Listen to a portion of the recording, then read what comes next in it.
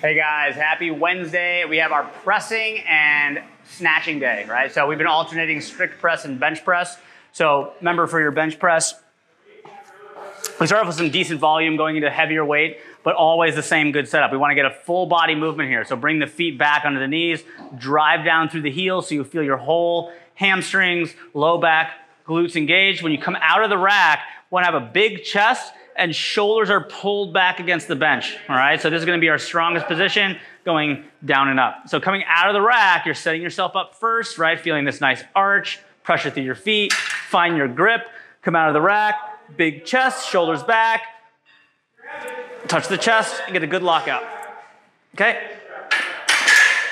So all of that matters, whether it's lighter or heavier, get that nice, strong setup. From there, we're going into our power snatch work. This is one of the cycles we've been doing, that touch and go stuff. This is very hard, so if you've never done it, start light. If you've done it before, try to build on what you did before. This is now 2 minutes longer than we did previously. So if you did this last time, you're just building off that last experience. But touch and go snatches, if you're new, you can just work from the hang position. So the bar in the crease of the hip, nice tall chest, working on jumping, catching, bringing it down, okay? So if you're more advanced, you're going from the floor, same concept. You're gonna go from the floor, big drive, catch. Coming down from overhead can be the tough part. You're trying to keep that bar close to you, elbows come over, hip down, same exact way it went up. Okay, some people let it come straight down. Just be careful of the back. You don't want it to pull you in front, okay, or around your back as it comes down, okay? But again, this is meant to be training for the Olympic lifting that we do in our workout. So again, focus on good position. Before you start working on load, we'll build on this over time. So our conditioning is going to be running and strict handstand push-ups.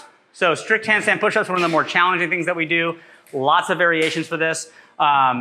So really what we're looking here for is some version of an overhead press. So we can do, the most common scale is probably a pike push-up. Feet on the floor, hips are nice and high. Notice I'm up on my tippy toes. My chin is tucked.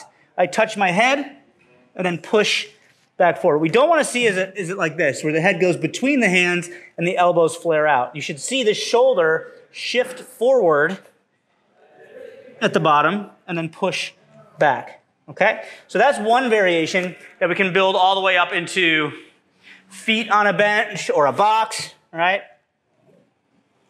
Going up into a strict handstand push-up against the wall. We can also bring in dumbbells if you want.